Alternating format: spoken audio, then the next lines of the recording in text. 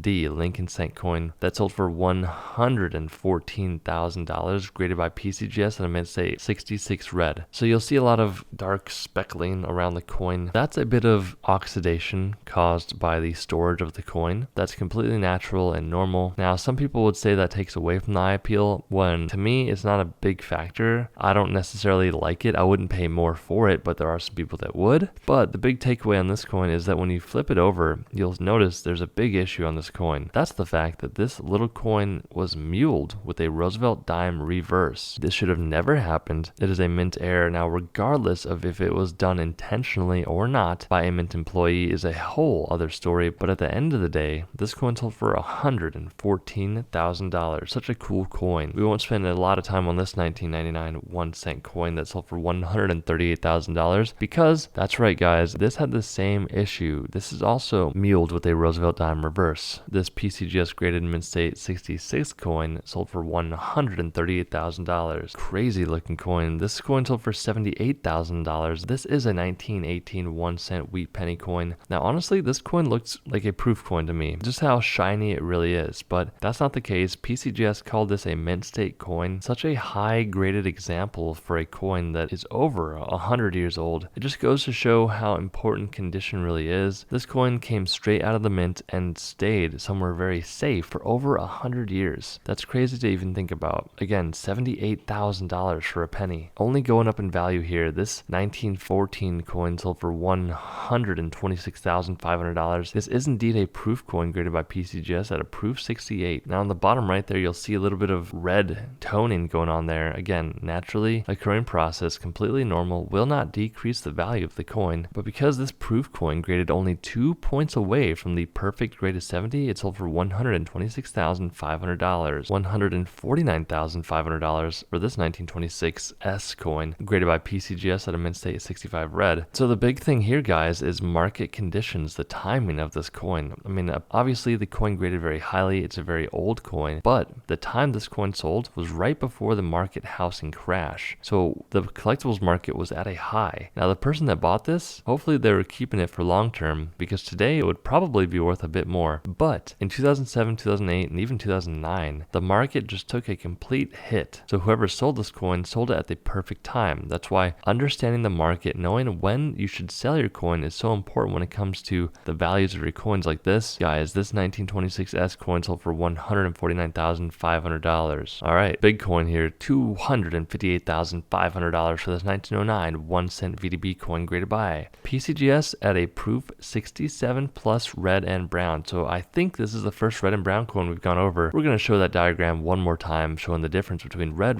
brown, and brown coins. There is quite a spectrum there between the coins, so a company like PCGS would have to signify that this coin was a red and brown coin. Now this got the CAC gold label. All the CAC stickers we've seen so far were green labels. Gold label pretty much means that the coin, they think, should actually have graded higher than the 67 plus grade. The plus designation, as we know, was given by a grader saying that the coin looked really nice for the grade. This has a phenomenal rainbow toning to the coin, which will definitely increase the value of the coin. This 1909 VDB coin, as you can see by the back bottom VDB initials there, sold for $258,500. $373,750 for this 1944 S 1 cent wheat penny coin graded by NGC at a mint state 66. Now this coin was accidentally struck on a zinc coated steel planchet. Earlier in the video we talked about a coin that sold for, I believe it was $11,700. That coin had some corrosion and damage on it. That's the difference between a coin that gets graded as genuine versus a coin that gets graded as a high mint state 66 grade like this by NGC. Remember, this coin should be struck on a bronze planchet and not a zinc coated steel planchet. This coin sold for $373,750 because it was accidentally struck on a zinc coated steel planchet. Not going to spend too much time here, but this is another example. Same type of coin, a 1944 S coin struck on a zinc coated steel planchet, graded by PCGS at a mint state 66. This one sold for $408,000. That's right, guys, $408,000. That's life-changing money there. $504,000 for this 1943 S 1 cent coin, graded by PCGS at a mint state 63 brown. Now, pretty much every 1943 coin struck on a bronze planchet like this is going to be brown. We have not seen any red, brown, or brown coins for this variety. This coin, if you have it in front of you, should be a zinc-coated steel planchet coin. That means if you took a magnet to your 1943 coin, it should stick to it. If not, you either hit the mother lode and got a genuine 1943 struck on a bronze planchet coin, or more likely you have a counterfeit coin, unfortunately. Get your coins appraised by multiple people before you try to sell it, because you do not want to get scammed or ripped off for your coin. If multiple people are saying that your coin is not rare, it's better to trust them, because they do this for a full-time living and they're not trying to scam you or rip you off. If you're getting the same opinion from multiple people, $504,000 for this coin because it was struck on the wrong planchet. $840,000 for this coin. Now, the reason why this coin sold for so much money is because one, it's struck on a bronze planchet, and two, the big factor is just market timings and the bidders on this item. So pretty much, if you have multiple bidders really going after an item and they really want the coin, what you'll have is a bidding war. And this was during a time, January 2021, where the market was extremely hot. This was right after the pandemic. There's a lot of skepticism in the market, and people were dumping money into collectibles as a more diversified asset portfolio. This is not financial advice whatsoever, but there are some people out there with extremely deep pockets, and they can dump 840 grand into a little penny coin. Just imagine turning a cent coin into 840 grand. If you enjoyed this video, smash that subscribe button, and we'll see you in the next one.